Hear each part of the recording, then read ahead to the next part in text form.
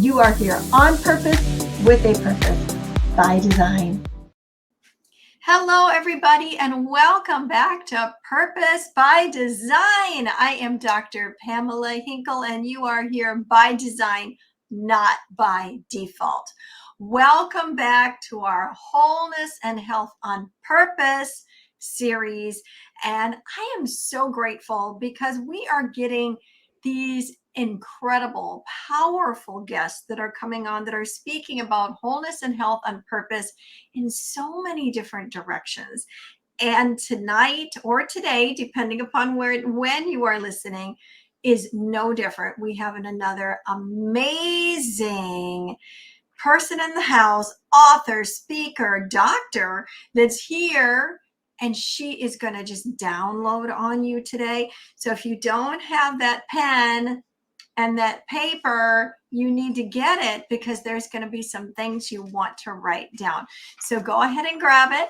And I am just going to say, welcome to you, Jodie. Welcome back. We've had you on Right Now, where you've talked about your books that you have been in. And now we get you on Purpose by Design. Woo! So excited to have you here. Welcome back. And please, take your liberty. Tell everybody who's listening, watching, who's not sure who you are. Who are you? Thank you so much, Dr. Pamela, for having me here and having me back. And this is such an amazing time for us to have this conversation because I am a mental wellness coach.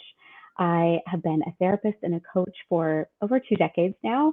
And it's something that I feel really strongly about, that we are a whole people, right? Our health needs to be looked at in its entirety, as whole people. So our mental health, our physical health and wellness. And so what I do is I help people really tap into that power of their subconscious mind, the power of their intuition, the power of their thoughts and their mindset to break through those blocks, to reduce stress, to reduce anxiety, to reduce all of those symptoms and signs that come out physically when we're stressed, when we're having challenges mentally and emotionally, or in our relationships or in our work.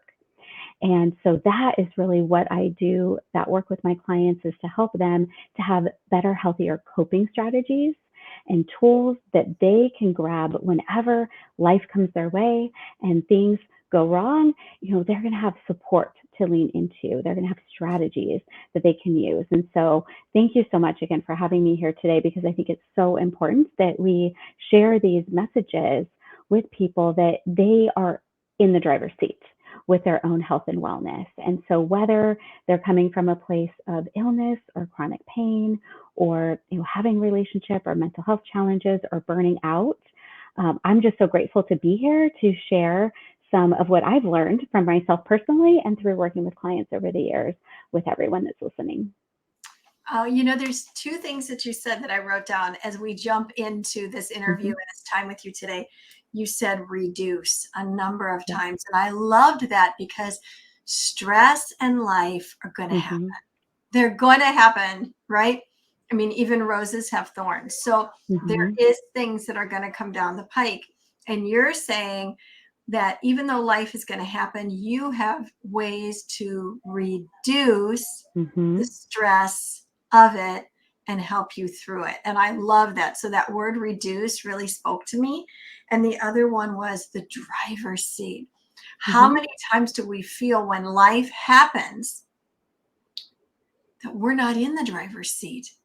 And there is no reduction of stress feeling at all. And what you said, I believe, has captivated the audience, because you're saying, whoa, when life hits, I can be in the driver's seat. How? And that when I'm in the driver's seat, there are ways to reduce, well, the storm is going on out here, how to reduce that in here. Those are powerful things that you were talking about. And you're right, so needed in the world, well, always, but so in the world today, because there's a lot people are contending with all around them. So this is huge. And I just want to also qualify with this. my guest today, Jodie, is not somebody who is she just has a degree in all of this stuff and has textbook understanding. She speaks out of experience, and she has a history where she dealt with burnout, being overwhelmed, not having that wholeness, spirit, soul, and body, not having good quality self-care, not knowing how to reduce, not being in the driver's seat. And so from the right out of the gate, Jodie, share with us a little bit about your story, because you have one and it's powerful, and it leads into why people should listen to you, because you're someone who's walked it. And I want everybody to hear from you what you have walked through. So please take your liberty again and just share your backstory with us. Absolutely. I would be happy to, because yes, absolutely. We're real people. It's not just about the degrees. It's not just about that experience helping others. It's also our experience in helping ourselves. And sometimes that's the hardest to do. And as we're so focused on helping everyone else, we fall to the back of the line, right? So we don't come first. We put ourselves 31st, because everything and everyone else that needs the help is what we're so focused on, especially when we have that heart to serve, and when we are caregivers, or we're in a profession that's a helping profession. And so I was always a really busy person. We choose busy, that high achiever, always stacking different things on top of each other. And I just didn't really know any other way to operate. And so, going through school to become a therapist, and then helping people, I was working with a lot of court appointed clients for many years, which it was on my heart to help all of these people that were going through abuse and trauma and addiction and all of these different challenges in life. But it was also very overwhelming. It was very stressful. It could be negative a lot of the time. And I was very much overworked and a lot of times underpaid. And so, for me, that was something that just led to that first part of my burnout story, which actually ended up being chronic burnout. Because what happens is, of course, I teach coping strategies. So I knew what to do, but you don't realize, honestly, that you're burned out until it's too late. We get those little whispers, those little taps on the shoulder, and we don't listen and we don't listen. And that happened to me, where I just kept pushing through. You work hard, what are we taught? You work hard, you push through, you do it anyway. And I remember really getting burnt out when I was working with little ones. I worked with kids and teens and adults and all different kinds of people. And, I was thinking, oh, I'm just getting sick all the time because I'm around the kids, right? We all think that, oh, it's just the kids, they get everyone sick, right? And then it happened over and over again. And then I got sick where I couldn't kick it. And I got put on antibiotics and some medications I ended up having a reaction to. And it just spiraled and snowballed. And I ended up with an ulcer that was fairly bad. And I remember having to go back to work too soon because they didn't have anyone to fill my position. And I was teaching and counseling at the time, and they said, we don't have anyone else, we need you back. And I was just pushing myself. And at the same time, my mom was going through some health challenges and had to have her own surgery, and I couldn't take time off. And I was so stressed that I couldn't take that time off from work to help her, and it just put me over the edge. And that was the first time I really put everything to a halt and said, okay, this is too much. I'm burnt out. My body is not healing the way that it's supposed to, and it's showing these symptoms, and I really recognized it. But it takes years for things like that to accumulate to get to that point where you crash and burn, and your body is then fighting against you. It's kind of insidious if you think about it, because it just sneaks up. You think, oh, I just ate the wrong thing, or, oh, everyone's got the cold that's going around, or, oh, it's just a headache. I get those. It'll go away, or I didn't get enough sleep the other night, and it just accumulates and snowballs. And so that's what happened for me. And then I took the time off, And I recovered. I helped take care of my mom. I did all of the things, all the right things, and I got better. And then several years later, what happened? I went back to those old habits and I reverted back to piling everything on again, getting really, really busy and putting everything and everyone else first. And then it happened again. And this time was actually a little bit different in that it was an injury. So I literally got hit by a truck on the freeway in traffic. It was one of those pileups where you're just completely stopped. And I wasn't the first car, I was like the third car. And I heard it coming and, crash. Kind of my whole life stopped in that moment. And I got to the point where I couldn't heal. I hit a plateau. So I got so far, but I couldn't do anything. It seemed like to me for myself. I couldn't help anyone else, but I couldn't help me. I couldn't clean my house. I couldn't cook dinner. I couldn't push a shopping cart. I could barely carry a purse or drive myself around. I was just in so much pain. And so I had gotten to a point where I realized, okay, I should be healing faster than this. Or, I've done all the things. I've gone to all the doctor's appointments. And I just wasn't getting past this barrier. I was hitting the ceiling. And so for me, when I hit that, I thought there's something more than just physical going on, and I need to figure out what it is.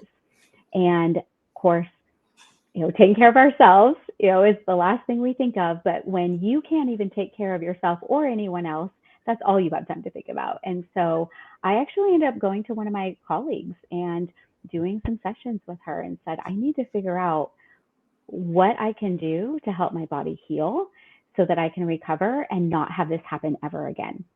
Because I know that it wasn't just the car accident. I know that it was the lead up to it, that I was already burnt out. I was already stressed out. My body was already exhausted, and I just wasn't giving it time to recuperate. And so she helped me work through some things, and I figured out that I had some lessons I needed to learn from this burnout that I wasn't learning and continuing to implement. And one of those was being able to stop and let other people help me. Sometimes we're given the lesson that we refuse to learn, right? Again, those small taps get bigger and bigger. And I always say, sometimes you just got to get hit over the head with a frying pan in order to pay attention to what we're supposed to learn. And for me, it was taking care of myself first, making sure that I was taking care of myself so that I could take care of others, but also to allow them to help me and to give up some of that control. Because sometimes, as you had mentioned earlier in one of the points that you brought up, we focus so much on what we can't control and we don't focus on what we can. And so we're so worried and stressed about all the things happening outside of us, but we can control how we respond to those stresses. We can control our own thoughts and our own emotions. I know it feels like we can't sometimes, but we have more control over those than we think we do. And our thoughts and our emotions are so tied to our physiological responses and vice versa. And so that was something I really needed to learn firsthand. I was helping all of these other people, through their own pain and their own trauma and their own challenges. And I needed to learn that lesson for myself. I needed to, really practice what I was preaching. That is so powerful. I love how you closed that practice what you were preaching. Mm-hmm. Isn't that true? It's one thing to be saying it. It's another thing to be doing it. There's talking the talk and walking the talk, mm-hmm. Isn't there? You said that not only did you go through this once, you went through it twice. And then, of course, the second time had to do with an accident. Yeah. And that at that, maybe not at that moment, but in that second time around was where you were like, I need to stop. Mm-hmm. I think you used the word halt. And that's like, mm-hmm. that's a strong word when you say halt. I mean, you halted everything and took a look mm-hmm. at yourself. And you also said that you were willing to I now do the practice which you preach. You were willing to go and talk to somebody about this and kind of get a strategy, mm-hmm. game plan or see where where were the blind spots that you weren't seeing. And I think that is so huge to maybe just kind of have you circle back here just a little bit, because halting is a really big deal. And I think a lot of people are afraid of the halt. Like, what's going to happen when I stop? Can the world continue on? Will it keep spinning? Yeah. I recently went through a time where I had to halt and everything. And it was I'm being honest and transparent. It was scary. Like, is everything going to be there when I come back? And of course it was. We're here today, right? But that halt, to embrace it, to not be afraid. I'd love to hear you expound on that a little bit. And then also that here you are being the expert teaching on all of these things, but you didn't let the ego get in the way there and say, I can't ask for help. You were willing to go and do that, which really has, brought you where you are today, because now you truly can help others after having this incredible backstory. So talk to us a little bit about this halting and how you knew and why you weren't afraid and why others can feel that way, if you don't mind. And then the importance of not letting your ego get in there, making sure that you do take that time, because if we're not our own advocate, who is going to be, right? At the end of the day, who is going to advocate better for you than you? Thank you. Go ahead. I'll be quiet now. Yeah, you're right. No one else will except for you. You have to be the one to do that. And I would say that I did let the ego get in the way. I mean, I think we all do, until I needed to face it, right? So we all do, and know that it's okay. It's natural for all of us, because we are really ingrained. It's ingrained in us, as women, as men, to push through and just work hard, do it anyway. When it comes to women, we're those natural caregivers, and we're taught that you just keep going and you do all the things and you work when you're sick and you take care of everybody in your family and you're supporting everyone, and we're putting everyone else first. And I think it's really important to know that we're conditioned to be that way, to do it anyway, to work hard, to not slow down, because, and this is my least favorite 4-letter word, if we stop, we think we're lazy. And I rarely say that word. I don't let anyone say that word in my presence, because that is so disparaging to yourself, to put yourself down in that way. We're not lazy because we take a break. It's not lazy. I'm going to tell you that right now. It is not. And it is not selfish, and it is not lazy to take that break. And I just was go, go, go constantly. I never stopped. You think about it. I was in school. Think about when you're young. You're in school all day. You have sports. You have activities. We are conditioned to just go nonstop for most of our lives. And then, you go to high school, you go to college, you start working, and you just keep on going, and you keep on piling more and more and more on. So it is very natural to have that happen. And I didn't want to give up that control either, because I wasn't comfortable doing that. And most of us aren't. We're not comfortable releasing. I would say, open it up, release the control, open up yourself to not just release the control, but then to receive the help, receive that, because there are other people who, guess what? They have strengths that you don't have, and they can do things, and you empower other people when you allow them to do things with you and for you.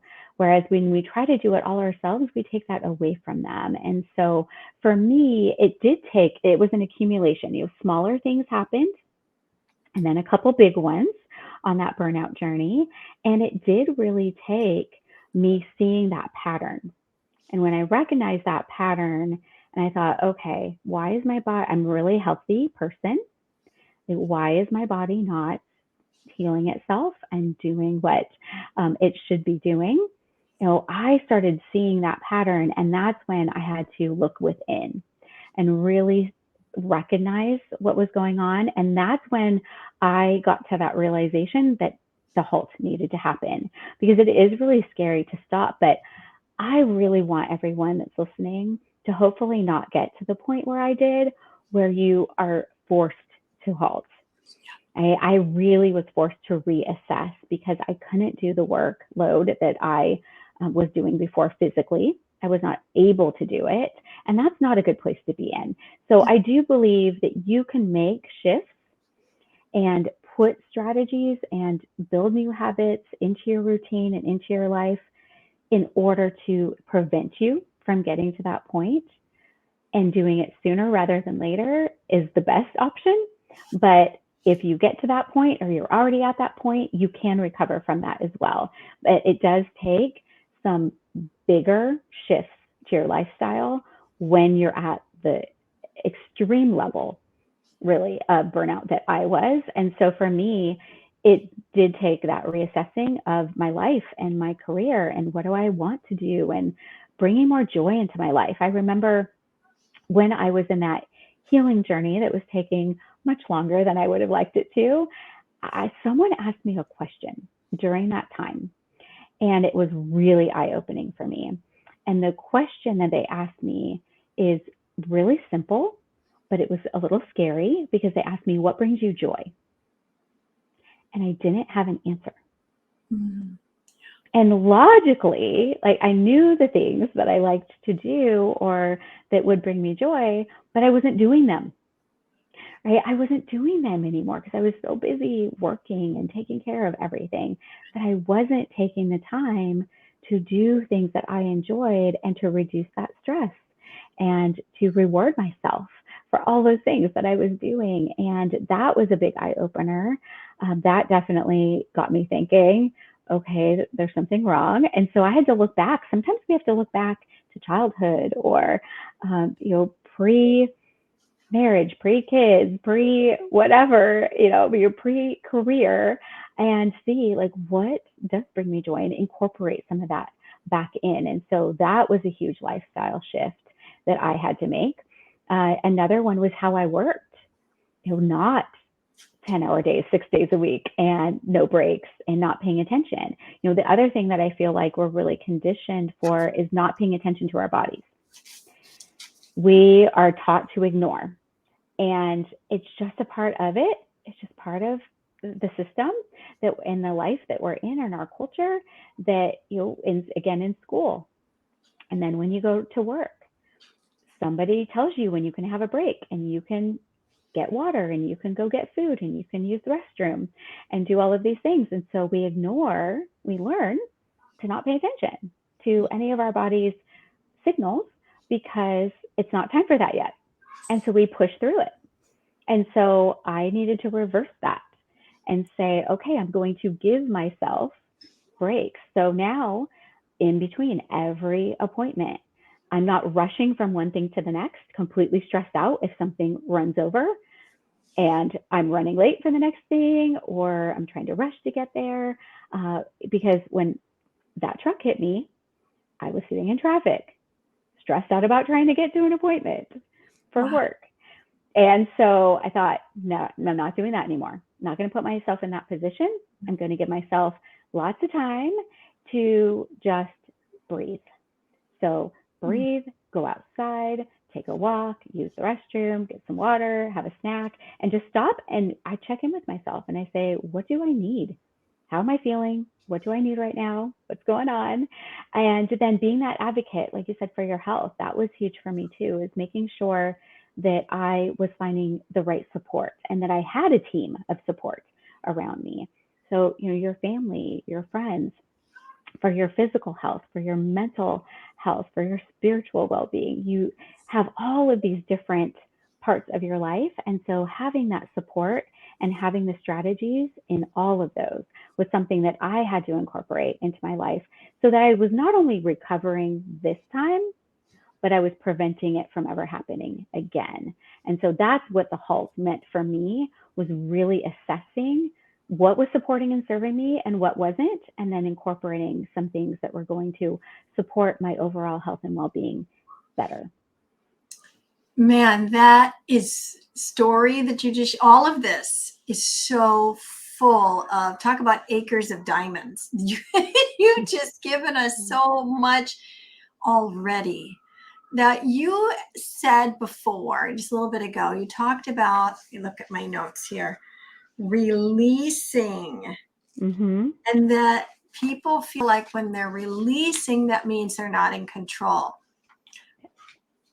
Do you think that when you're releasing, you are demonstrating control? Like it's the opposite? It's the I do. opposite. That's a great question, because we're so reactionary naturally. Right? Yeah. We react to all the things that are going on around us. And when you can learn to stop and pause and choose how to respond to the things that happen around you, you really are more in control. And so it's releasing the control of all the things that are out of your hands and really stopping and choosing how to respond to them. That's what you're in control of. And so I think we just have learned to focus on the wrong things, right? Controlling those wrong things, because we're not taught emotional management. Nobody teaches you that. Nobody teaches you how to manage your emotions and set boundaries and reduce your stress, and that communication and healthy relationships and all of these things. Unless you went to school for what I did, nobody really teaches you how to do those things. You just learn from modeling from other people. You watch them and how they dealt with stress, or if they took care of themselves or not. And that's another thing that's really important, is we're teaching other people. We teach other people how to treat us with our boundaries, but we also are showing other people how to treat themselves. And so, again, that practicing what you preach, it's really important for us to take care of ourselves, because we're showing ourselves that we're worth it and that we deserve that. And we're taking the time for our own health and well-being, but we're also showing other people how to do that as well. So I think it really comes full circle when you can release that control. You really are actually showing strength and not weakness. And you're focusing on controlling things from within instead of trying to control everything outside of yourself, everyone and everyone else that you really can't change and can't control. And so all it ends up being is stress and anxiety and burnout. And I remember you mentioning earlier, I wanted to bring this up because I think it was so key that you said life is going to still happen always. And I tell my clients all of the time that it is not my goal for them to never have stress, to never have an anxious thought, to never worry about anything in their lives, because it's not realistic. It's not going to happen. We all have negative thoughts. We all have bad things that happen in our day. We all have loss. We all have stress, but it's how we choose to respond to it and whether we allow that to take over, or we choose to release it, focus on what we can control, and then move forward from it. So that is such a huge piece to remember when you're talking about release and control, is when we try to hold on so tight, we allow it to keep us stuck in the stress. Powerful. That is so powerful. When we are refusing to release, we are actually keeping ourselves stuck. And so that old stinking thinking saying, I can't let go, I have to be in control, is keeping you stuck. And as you learn to release, you are actually controlling the only thing that you can, and that's the inner world, not the outer world. That is so powerful, Jodie. And I know that people are listening here today going, I need to rethink this. I need to relook at this. And these things you're saying are so key and so important. And freedom, it's bringing Mm-hmm. freedom to people who have been thinking wrong, just like you and I have both said we've done. And it's taken us down the wrong path, right? But Mm-hmm. here you are today on the right path with such wisdom, as I said at the beginning of the interview, not just from a textbook and not just from a degree that you've earned, but from walking through life and now applying the wisdom that you've learned to your life experience. And now you can bring all that to the table. Before we go on, I wanted to come back to one other thing that you said. You talked about a support system. And I'm like, girl, that's so important. And Mm-hmm. how many people out there, we could say women only, but you know what? I know plenty of macho men. And when I That's say right. macho men, I don't mean, all buff and tough. I just mean to think that they don't need to talk to anybody or that they Mm-hmm. can muscle it all to the ground themselves. So men and women can be like, oh, I got to take care of everybody else. And men can sometimes be like, I don't need nobody, right? But Mm-hmm. you had talked about the importance of a support system. And when you said that, you weren't just saying, oh, like you need a doctor and you need a counselor and you need a physical therapist. I mean, you were pretty clear in explaining what that support system looks like. And if the Mm-hmm. only support system you have, nothing wrong with having that doctor or therapist, but you don't see them every day, right? You Correct. you Yes. don't. You might see them once a week or every other couple times a Mm-hmm. month or whatever. So I think that you really targeted something there when you talked about support. And I see so many people without support. And it's like an island unto themselves, or the proverbial person out there, drowning and going down for the last time. Help. But if we had Mm-hmm. support, how much easier these transitions can be. So could you expound a little bit more for us, Jodie, on the power of support and what that looks like? Oh, yes, absolutely. I think it is such an important piece that people do miss because, again, like you said, women might be trying to take care of everyone and everything else. And, men are trying to, again, same thing, push through, work through, right? We all do it just in our different ways. Mhm. And, may think that it's weakness versus strength to reach out and to get help for things. And so we all, in our own way, try to convince ourselves that we can do all the things all the time by ourselves, Yeah. right? But we don't need to. And that just leads you straight into that burnout. And so I do think it's important to have that health team that works for you. And sometimes it could be unconventional. You might need to find a different kind of a doctor. You might need to find just a different doctor in general. If you're not getting the support that you need, advocate for yourself. That's really important. So, when you're talking about, your health, your fitness, your nutrition, all of the physical side, you want to have that support. And that could look like a person, a doctor or a trainer or a nutritionist and, or a acupuncturist. I mean, it can look like a lot of things. But it also could be what you are feeding your mind with, right? What you're consuming, who you're following, what you're listening to, just like we're sharing here today, right? It can come from a lot of different areas. And of course, like you said, with a therapist and, or coaches, there's so many different ways that you can get support for your mental health as well. But again, what you're feeding in to your mind, what you're feeding into your body, all of those things are really important and really key. Now, you have your spiritual health and your well-being. So, what does that look like for you? Is it a study group? Is it, your pastor? Is it, online? Is it in person? We have so many different options now of what are we reading? What are we listening to? What are we watching? Right? All of that's important. And then any other organizations in your community that you're a part of, one of the things that it's easy to get away from is what, again, brings you joy. What are those hobbies, or what are you passionate about? What are, the volunteerism or the being connected? We get so busy, especially these last couple of years, we've gotten so disconnected, and people are really missing that connection. And so again, that could be online, it can be in person, it can be groups, it can be individual. It depends on you. And then, those friends and those family members, if you do have those for support, and then find other people, if you don't, that have things in common. Go and reach out to community, or reach out to church, or reach out to community organizations to help yourself be connected. I think that's really important. Is sometimes we feel so isolated, especially these last couple of years.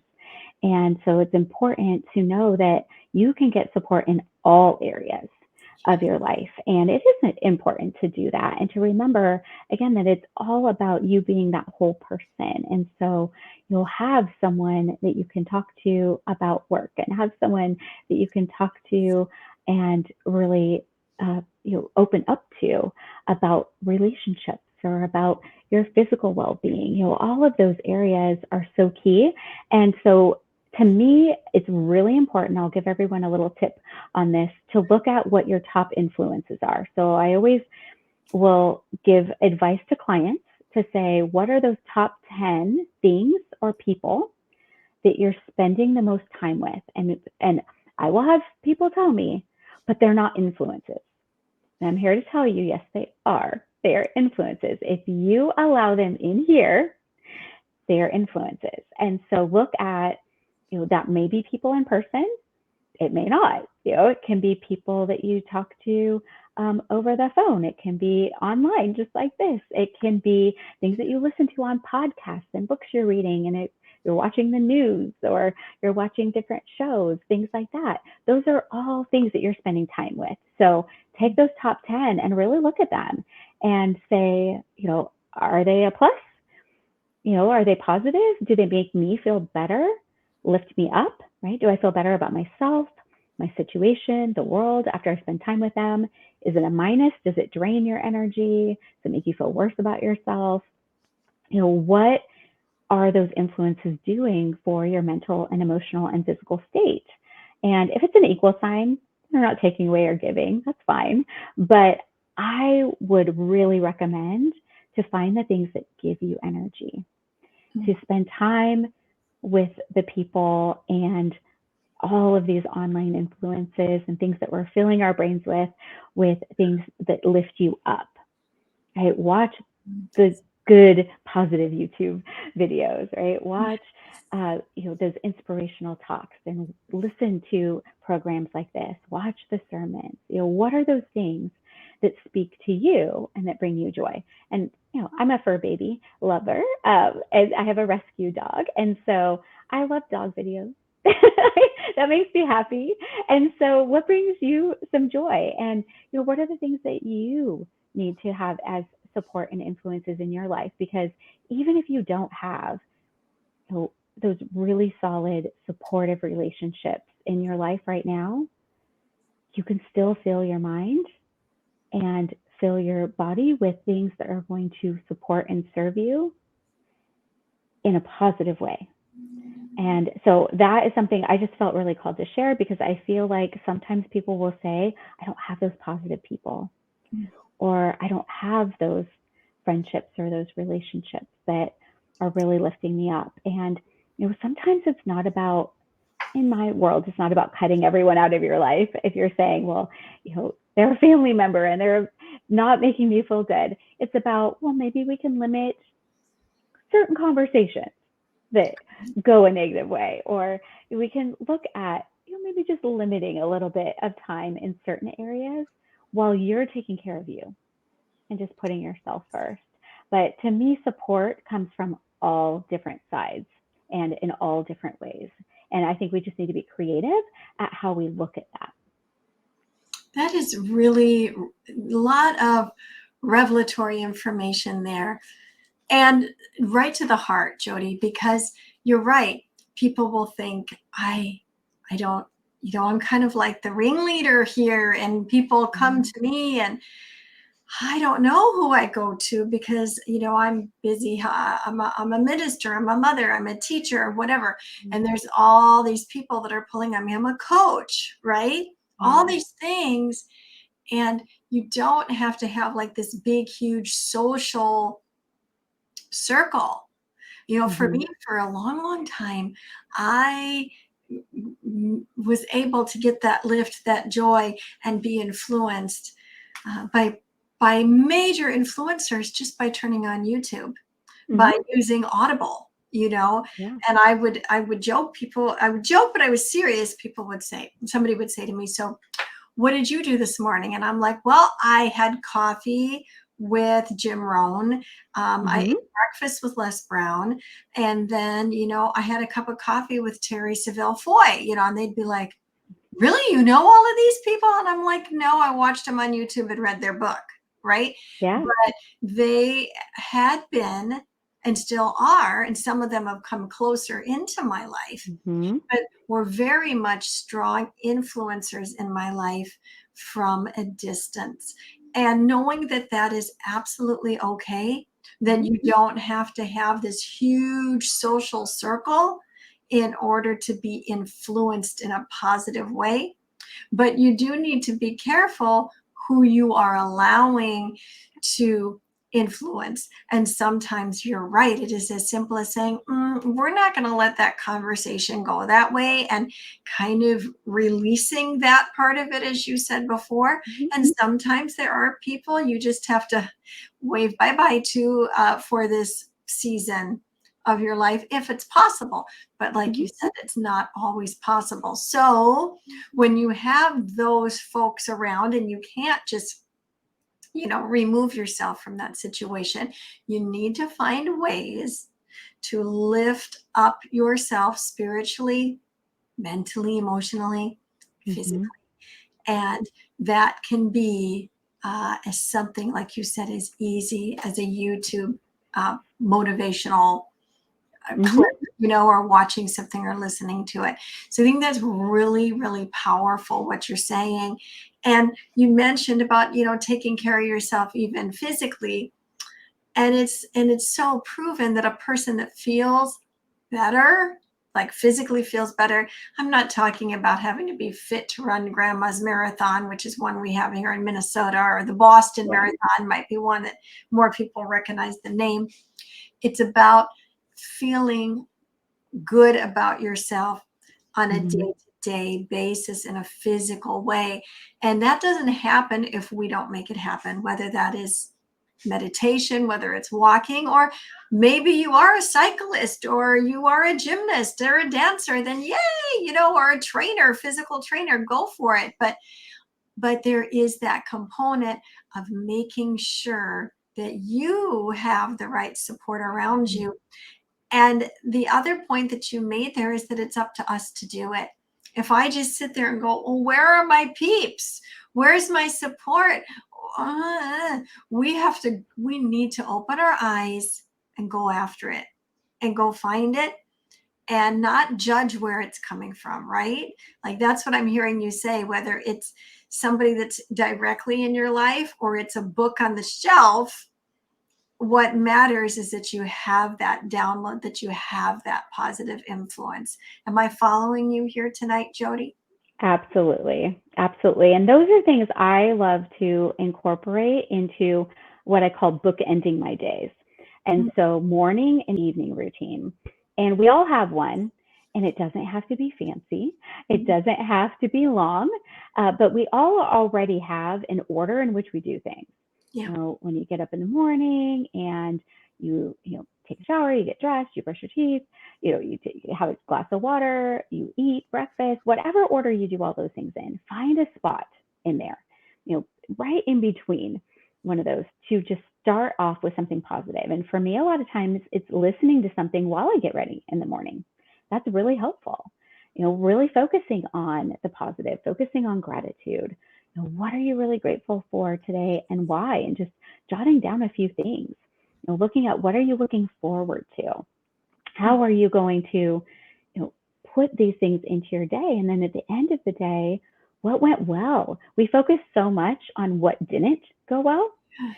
that we don't look at what actually went well, or what did you learn from any of those challenges Mm. today? And then, what is your intention, for the next day, setting yourself up for that positivity, winding down maybe just a little bit earlier, turning off those Mhm. screens, and maybe you do read something, or you journal some of these questions, the answers out to yourself in your notebook next to your bed, getting those things out of your mind, writing your to-do list, wind down a little bit earlier. If you can just put some of these positive influences in throughout your day. I stopped listening to anything that didn't make me happy. So when I drive, I either listen to my favorite lifting me up types of music, or I listen to something that's, an uplifting audio or audiobook, something that I just really enjoy. Doing those little things, it doesn't have to take a lot of time to fill your cup and to renew your energy. And then just taking those little breaks throughout the day to breathe, like you said, whether it's Wow. meditation or just a moment to just focus on nothing and just your breath for a minute. You can take 1 minute, I promise. It will not go all crashing down around you if you take 1 minute every so often for yourself, but just stopping to pause. And again, doing those check ins with yourself throughout the day, and then being really intentional about who you're following, what you're listening to, and then just when you have downtime or you're going for a walk, put on that positive video, listen to something, watch something, and just be really intentional about what is going on in here. What we are absorbing is truly what goes in, what comes out. And so if we're feeding ourselves with that positive, you're going to start thinking more positively. You're going to start focusing more on those positives. You're going to be more motivated positively to take care of yourself if you're incorporating these things in. And so thank you for mentioning that. Yeah, it's about the videos and how we can just take those little bits of time. And it depends on what you like. Like you said, you could be a runner, you could be a walker. I started putting, after I figured out that I needed to have more things for joy, started putting in swimming and dance and just those positive things that I like to listen to. I had stopped reading for joy, and I Mm. was only reading serious things all of the time for psychology books and such. And so it's like, okay, I need to have some creativity in my life over here. And so I incorporated some of those. So what are some of those things that you could put back in to those little pockets of your day that you've been neglecting? Wow, that's so true. It's funny that you called it, the serious books. In Yes. our family, we call them the broccoli books and the sugar Uh-huh. books. We I got love that. broccoli and Oh my gosh, that's so funny. Yes. I was sugar reading a lot of broccoli. That's for sure.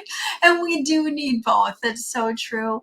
Well, Jodie, as our time is starting to wind up, is there anything else in your niche here, your little niche in the whole wholeness and health you have just poured into us today?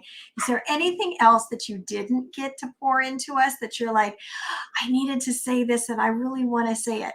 Because if you do, this is your time. Well, I just want to encourage everyone to take a look. Take a look at your life. And again, what is serving you? What is supporting you in your health and what isn't? And if you feel like you've gotten stuck somewhere, if Mhm. you feel like you are starting to burn out, reach out for that help. Reach out for the guidance and the support.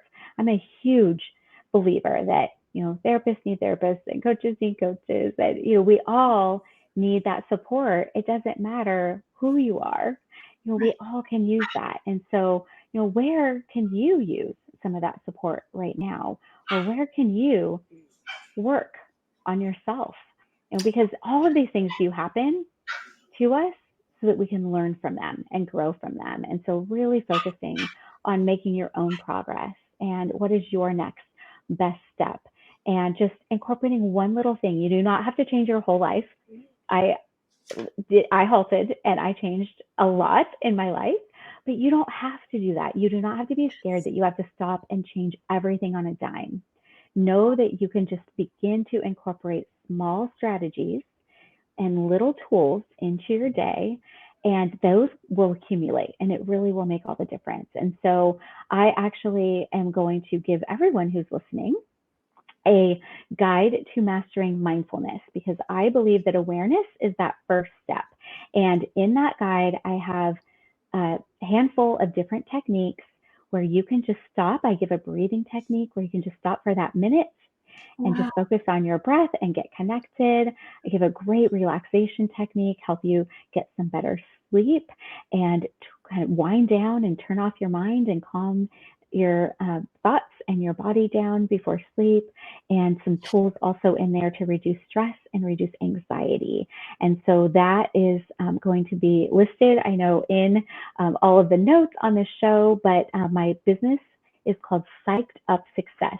So it's putting that psychology into the success. And so it's going to be at guide.psychedupsuccess.com.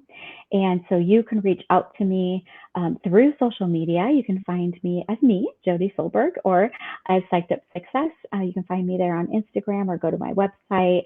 Please reach out if you're looking for support, if you do need to have someone on the outside. I always say, Dr. Pamela, outside the snow globe, right? You're inside the blizzard of your own life. So sometimes you need that person outside that snow globe to be that support system.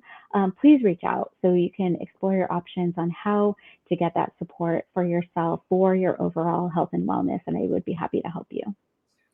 I love the visual of the snow globe. I think everybody watching and listening can go, oh yeah, been there. Somebody just shook my world, and it is a blizzard. And that sure can look pretty from the outside, but anybody been in a blizzard, like a real one? We get lots of those in Minnesota. It's no fun to be on the inside of that blizzard. It might look pretty and, oh, it looks so peaceful and whatever, but when you're in that blizzard, believe me, it is not. And all of you know that. So don't try to wrestle it to the ground yourself. I know that there's been so many takeaways that Jodie has brought here. You want to take advantage of these. And what a beautiful free gift you're giving to everybody with all these tricks and tidbits. I mean, you know what they are? You're like, you're giving all these little life hacks. That's the big thing. This hack, that hack. And you're showing us how to live above the fray and not to live on Fantasy Island, although going to Fantasy Island and seeing yourself living your dreams is a great thing. But we all know that we have to open our eyes and we have to step back into what's happening right now, and ways to live above the fray, to go within, not just be affected by what's happening out here. You have poured so richly into all of us. I've written notes after notes here, Jodie. This has been amazing. So everybody, please take advantage of this. The free download that you can get from her. Reach out and follow Jodie on social media. You can see that she's only going to pour greatness into you. There's so much that she can add to your life, or maybe to a friend's life, or your spouse's life, or a kid's life. There is a greater picture here that I hope you grabbed a hold of today with Jodie, about health, about wholeness on purpose. And so much of what happens inside shows up out here, doesn't it? And the thing is, we are in control more than we realize. And Jodie has pinpointed that and kind of like just fine-tuned us and focused us on that today. I pray, everybody, that you are going to take action on the things she shared and reach out to her, for goodness sakes. Why not? She walks the talk. She's got the experience. You can do this with her. And so thank you so much, Jodie, for being here with us today. This has been amazing. Thank you so much. It was my pleasure. Thank you, Dr. Pamela, for having me, and everyone for listening. You are just awesome. Now, everybody listening and watching, as Mr. Les Brown, my mentor, says, and Jodie's mentor says, like it and share it. So we want you to like, we want you to share this message. So right now, you can share this, whether as a podcast or on YouTube or wherever you're listening or watching. Put it on social media. Like it. Put a comment in there. Help us bump up the algorithm. Send it to somebody in an email. Send it to someone in a message, text. However, because health or wholeness and health on purpose is strategy, and it's on purpose, and we have to choose to do it ourselves. So let's help make the world a better place, a healthier place, a more whole place, and take Jodie's message all around the globe, because she deserves to have it out there, and a lot of people need to hear what she's offering. So I want to thank you for that, Jodie, for being here. I want to thank you so much for pouring into us today. And thank you, everybody, for joining. I know you're blessed. Come back again really soon. Remember, you are here on purpose, with a purpose, by design, and not by default. Go out there and be the salt and the light everywhere you go. We'll see you next time. Bye. We've all been through it. You know, those times in life where we just want to give up, we want to give in, where we just don't believe in ourselves anymore. You remember that mountain that looked impossible to climb, but you did it anyway? Do you remember that race that you didn't think you could finish and you ended up on top? But see, you listen to the voice inside of you, the one that encourages you, inspires you, and drives you to do things that you didn't think you were capable of. Listen to the voice. It says one phrase that will ignite a flame in you that will set the world on fire. Can you hear it? Listen. You have something special. You have greatness within you. Les Brown and John Tellerico present The Greatness in You. This book anthology is changing lives around the world. The magic of the human spirit is highlighted by these timeless stories of men and women who are inspiring others to discover their own greatness. A collective of talented authors has been assembled for this project. NFL Hall of Famer Brian Dawkins, influencer and entrepreneur Alicia Little, Deputy Governor of the British Virgin Islands David Archer Jr., and world-renowned actor Sam Humphrey. Through their commitment, dedication, and determination, you'll learn how you can overcome any challenge, move into your highest potential, and embrace the miracles of life. You will hear 30 empowering stories led by the world's greatest motivational speaker of our time, the legendary Les Brown. His voice has inspired millions around the globe to find their greatness. And now he's unleashing the next generation of motivators and thought leaders who will inspire the masses.